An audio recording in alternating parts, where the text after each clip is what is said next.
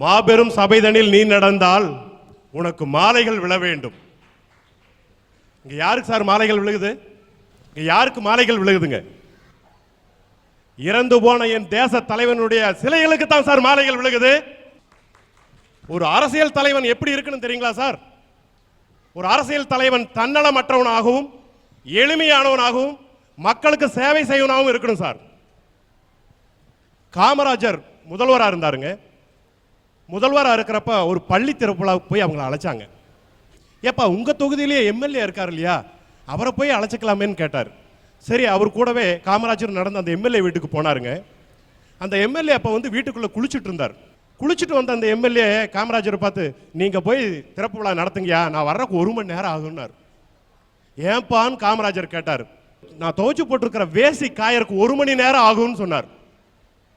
அப்பேற்பட்ட ஒரே ஒரு வேசியை வைத்துக் கொண்டு வாழ்ந்த மாபெரும் தலைவர் தான் தோழர் ஜீவானந்தம். அப்பேற்பட்ட தலைவர்கள் வாழ்ந்த பூமி சார் இது. தன்னை வருத்திக் கொண்டு மக்களை உயர்த்திய தலைவர்கள் அங்கே, மக்களை வருத்திக் கொண்டு தன்னை உயர்த்திய தலைவன் இங்கே. அதனாலதான் சார் அடுத்த பிறவியில் ஒரு நல்ல அரசியல்வாதியா வந்து மக்களுக்கு தன்னலமற்ற பொது சேவை செய்யணுங்கிறதுக்காக பேச வந்திருக்கேன் சார். ஐயா, இவங்கெல்லாம் இருக்கிறத விட்டுட்டு பறக்கிறத பிடிக்க ஆசைப்படுறாங்க. நான் விவேகானந்தரா பறக்கிறேன், அரசியல்வாதியா பறக்கிறேன் சொல்றாங்க. அதெல்லாம் அடுத்த பிறவில தானே. இந்த பிறவில என்னத்தை சாதிச்சாங்க? நம்மளா இருந்து சந்தோஷப்பட்டு வாழணும். அதுக்கு நான் ஒரு கவிதை சொல்றேன் சார். நேற்று என்பது உடைந்த பானை, நாளை என்பது மதிமேல் பூனை, இன்று என்பது கையில் உள்ள வீணை. அந்த வீணை மீட்க தெரியாதன பத்தி நம்ம எதுக்கு சார் கவலைப்படணும், கஷ்டப்படணும், வேதனைப்படணும்? என்ன பாருங்க, நான் எவ்வளவு அழகா இருக்கேன். நானே இவ்வளவு அழகுனா எங்க அம்மா, எங்க அப்பா, என் தம்பி, ஏங்க சார் நீங்க இங்க இருக்கிற எல்லாரும் எவ்வளவு அழகு சார். நான் இந்த அழகான பூந்தோட்டத்துல நந்தவனத்துல ஜாலியா என்ஜாய் பண்ணிட்டு இருக்கேன் சார். ஐயா, இப்ப ரோட்ல ஒரு வாழைப்பழத்தோல் கிடக்குது. மனுஷன் 3 விதமா சிந்திப்பியான். என்னன்னு பாத்தீங்கன்னா, எனக்கு என்னன்னு போறவனு இருக்கிறியான், யாரு வழுக்கி விழுந்துடக்கூடாதுன்னு சொல்லி அதை எடுத்து ஓரமா போடுறவனு இருக்கான்ல சார். எனக்கு தேவை அந்த எடுத்து ஓரமா போடுறவனோட எண்ணம் தான் சார் எனக்கு தேவை. எல்லா விஷயத்திலும் எல்லாத்துக்கும் அடுத்தவங்களுக்கு உதவி செஞ்சு அவங்க படுற சந்தோஷத்துல நான் சந்தோஷப்பட்டு வாழ்ந்து இப்பிறவியே சாதிச்சு காமிப்பேன் சார், சாதிச்சு காமிப்பேன். சபாஷ். ஆதி மனிதன் கல்லை எடுத்து வேட்டையாடினான், அடுத்த மனிதன் காட்டை அழித்து நாட்டை காட்டினான், மற்றும் ஒருவன் மண்ணில் இறங்கி பொன்னை தேடினான், நேற்று மனிதன் வானில் தனது தேரை ஓட்டினான், இன்று மனிதன் வெண்ணிலாவில் இடத்தை தேடினான், வரும் நாளை மனிதன் 7 உலகை ஆள போகிறான், வரும் நாளை மனிதன் 7 உலகை ஆள போகிறான். 7 உலகத்தில் சார் 70 உலகத்தை கூட ஆளுவான் மனுஷன். என்னை மாதிரி கனமா டேலண்டா இருந்தா.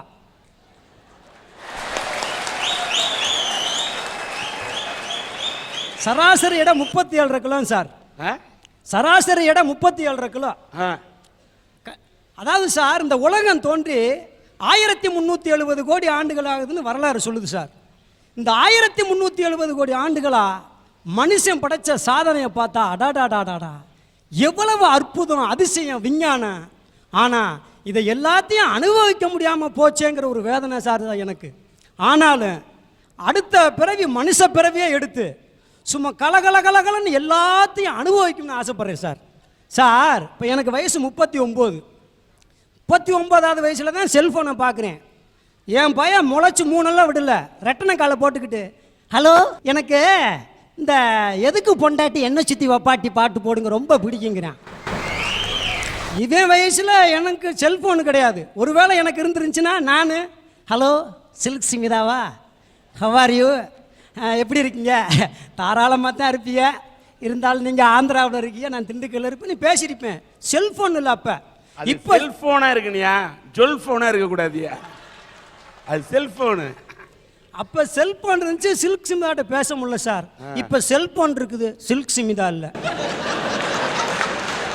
கட்டின பொண்டாட்டி கட்டி இருக்கக்கூடிய சேலையில கூட சில்க்குனா கூட அந்த பட்டு சேலை கூட சில்க்கு தான்யா. அந்த சில்கை பார்க்க ஆரம்பிச்சுன்னா கண்ட சில்க்கு ஏன் அலையணும்? கண்டிப்பா சார்.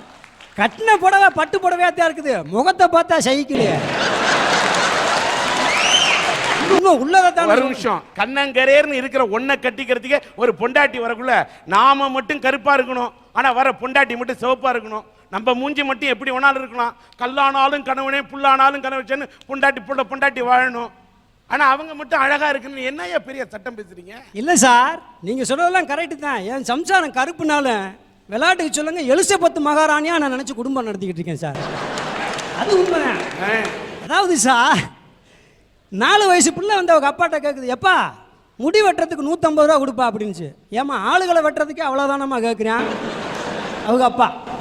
ஏன்னா ஒரு மாதிரி மாடலாக வெட்டி விடுறான். என் வயசில் அப்படிலாம் வெட்ட முடியல, அன்னியன் மாதிரி வெட்டி விடுறான். நான் சின்ன பிள்ளை போயிருந்தேனாக்கா, ஏன்டா சப்பி போட்ட மாங்கோட்டை மாதிரி இருக்குது உனக்கு அன்னியன் சேரான்னு குறவலையோட வெட்டியிருப்பேன்.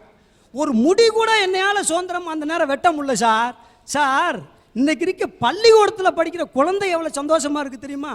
ஆனால் எங்களால் படிக்கிற பப்பிலாம் இருக்க முடியல.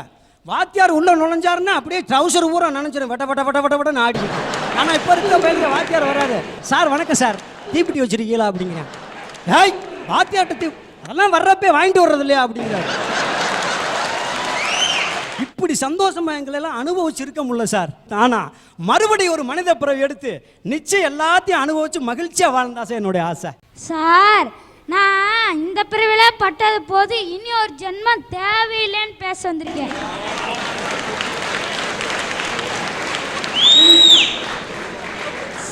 என்னடா இந்த பையன் இதுக்குள்ளே இவ்வளோ கஷ்டப்பட்டானா நீங்கள் கேட்கலாம். நான் எவ்வளவோ அனுபவிச்சிட்டேன் சார். எங்கள் அம்மா ஒரு அடுப்பு கடை வச்சுருக்காங்க, அதில் வருமானம் 10-20 தான். எடுக்கடைனா என்னன்னு தெரியுமா சார்? ஸ்கூலுக்கு முன்னாடியே இந்த மடக்கு கட்டலை போட்டு வைக்கிறது, இந்த முட்டாய் இதெல்லாம் வைக்கிறது தான் சார் எடுக்கடை. நான் பார்த்தீங்கன்னா நான் காலையில் 5 மணிக்கே எழுந்திரிச்சு வீட்டுக்கு 10 வீட்டுக்கு பேப்பர் போடுறேன். ஒரு வீட்டுக்கு மாதம் 20 ரூபா தராங்க, மொத்தம் 10 வீட்டுக்கு 200 ரூபா. ஏன் தெரியுமா நான் இப்படி கஷ்டப்படுறேன்? எங்கள் அப்பா ஒரு குடியார எங்களை விட்டு போயிட்டாரு. தினமும் குடிச்சிட்டு வந்து எங்கள் அம்மா அடிச்சுக்கிட்டே இருப்பார் சார். அப்போ எங்கள் அம்மா அடிக்கிற பார்த்து எனக்கு நைட்டு கனவுல வரும் சார். அப்பா அம்மா அடிக்காங்க அலறும் சார். அப்போ எங்கள் அம்மா எந்திரிச்சு என்ன சொல்லுவான்னு தெரியுமா சார்? டே அவரு தான் இல்லைடா, நீ நல்லா படுறான் பாரு சார், வாமா எங்கள் அப்பாவை கூட்டிகிட்டு வரலான்னு போனோம் சார். அப்போ எங்கள் அப்பா என்ன சொன்னான்னு தெரியுமா சார்? நீ போடி, நான் என் மகனை வச்சு காப்பாற்றிக்கிறேன்னாரு சார். அவர் பாசத்துக்காண்டி சொல்ல சார். இவனை வேலைக்கு அனுப்பி விட்டு அந்த காசில் குடிக்கலான்னு நினச்சார் சார். ஆனால் எங்கள் அம்மா விடலை தெரியும் சார். என்னை கூட்டிகிட்டு வந்தார் சார். கூட்டிட்டு வந்து படிக்க வச்சாங்க சார். அன்னைக்கு நான் 25வது ரேங்க், இன்னைக்கு நான் 5வது ரேங்க் சார். ஏன் தெரியுமா சார்? எங்க அம்மா படுற வறுமையால நான் நல்லா உயிர்னு சார். உயிர்னு எங்க அப்பா படிக்கூடாதுன்னு சொன்ன முன்னாடி நான் நல்லா படிப்பேன் சார். படிச்சு காட்டி எங்க அம்மா ஆசை நிறைவேற்று சார். அதே மாதிரி எங்கள் பாப்பா பார்த்தீங்கன்னா பக்கத்தால் இருக்க வீட்டில் பார்த்தீங்கன்னா அவங்கள 2 சைஸ் போட்டு பார்த்து என் பாப்பா கேட்கு சார். அம்மா அதே மாதிரி 2 சைஸ் சாக்ஸ் எனக்கு வாங்கி கொடுமான்னு சொல்லி சார். அப்போ எங்கள் அம்மா என்ன சொல்லுவாங்க தெரியுமா சார்? நம்மளாம் ஏழை குடும்பத்தை சேர்ந்தவங்க, அங்காட்டி நீ தமிழ் மீடியமே போன்னு சொல்லுவாங்க சார். அழுதுகிட்டே என்னட்டு வந்துச்சு சார். அண்ணா எனக்கு 2 சைஸ் சாக்ஸ் போட்டு தாட்டி விடுன்னு சார். அப்போ நான் சொன்னேன் சார், இரு தங்கச்சி நான் படிக்க நான் கலெக்டர் ஆகி உன்னை டாக்டர் ஆக்கி காட்டுவேன்னு சொன்னேன் சார். இதோட அந்த தன்னம்பிக்கையால் வாழ்ந்துட்டு இருக்குது சார் என் தங்கச்சி. டெய்லி கேட்கு சார். எங்கள் அம்மா எங்களை விட்டுட்டு போய் காப்பாற்றிட்டு இருக்காங்க பாரு சார். என்னை படிக்க வைக்கணும்னு ஒரு உறுதிமொழி எடுத்து என்னை படிக்க வைக்கிறாங்க பாரு சார். அதான் சார் உலகில மிகப்பெரிய சாதனை.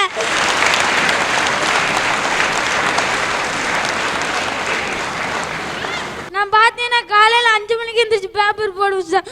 காலையில் சாப்பிட மாட்டேன். ஏன் தெரியுமா சார்? சீக்கிரம் ஸ்கூலுக்கு போகணுன்னு நான் போயிடுவேன் சார்.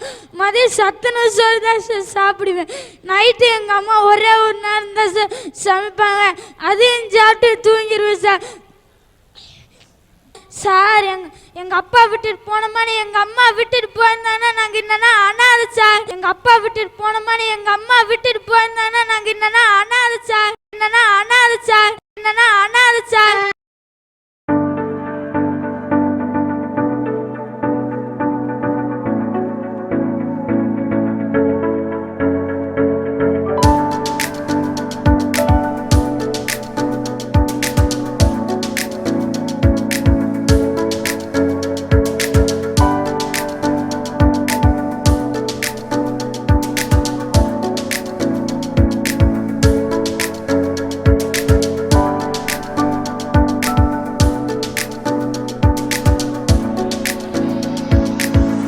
எனக்கு வந்த கஷ்டம் வேற குழந்தைகளுக்கு யாரும் வரவே கூடாது சார்.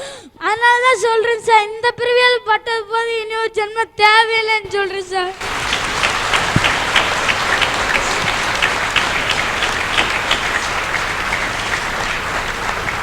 எனக்கு வந்த கஷ்டம் வேற குழந்தைகளுக்கு யாரும் வரவே கூடாது சார்.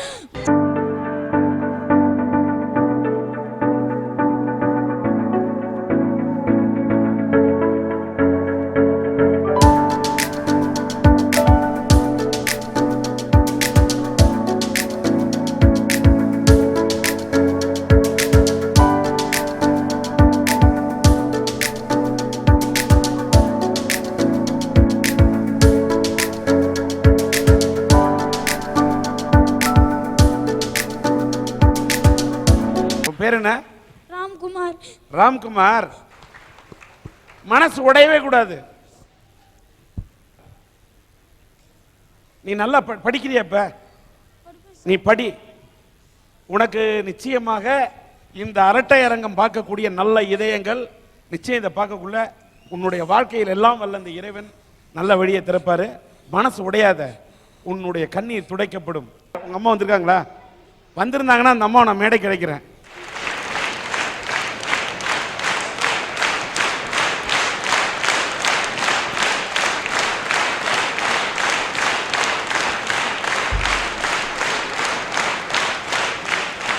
பேர் என்ன? அந்த மைக் கூட உங்க அம்மா ஏதாவது சொல்றாங்க, ஏதாவது சொல்றீங்களாம்மா? சொல்லுது சார். இந்த அளவுக்கு நான் இங்கே பேசுகிறேன்னா அதுக்கு தன்னம்பிக்கை என் பையன்தாங்க சார்.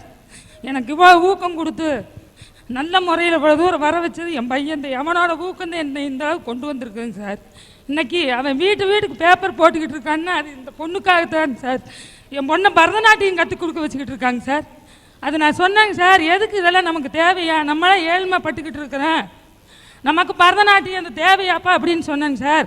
அதுக்கு என் பையன் சொன்னான், அம்மா இன்னைக்கு உனக்கு வாட்ச புருஷி மாதிரி நாளைக்கு நம்ம பாப்பாவுக்கு வாட்சிட்டா நம்ம என்ன பண்ண முடியும்? 10 பேருக்கு சொல்லி கொடுத்தா 5000 ரூபாய் சம்பாதிக்கலாம். இன்னைக்கு நீ பொட்டிக்கார வச்சு காப்பாற்றிக்கிட்டு இருக்கிற, நாளைக்கு அதே நம்ம பாப்பாவுக்கு வரக்கூடாது. இது ஒரு தற்காலிகமாக அதை கற்றுக்கிட்டாவ. என் மகன் இவ்வளோ தூரம் எனக்கு கொண்டு வந்திருக்கான்னு அது இவனோட தன்னம்பிக்கை சார். இவனோட தன்னம்பிக்கை. என் பையனை என் பிள்ளைய நல்லா படிக்க வச்சு நான் நல்ல முறையை ஆளாக்கணும்னு நான் ரொம்ப ஆசைப்படுறேங்க சார். சசிகுமார் என்ற இந்த நண்பர் இவர்களுடைய இந்த பையனுடைய படிப்பு குடும்பம் 2000 ரூபாய் நிதியாக கொடுக்குறாரு. வச்சுங்க, வாங்கி.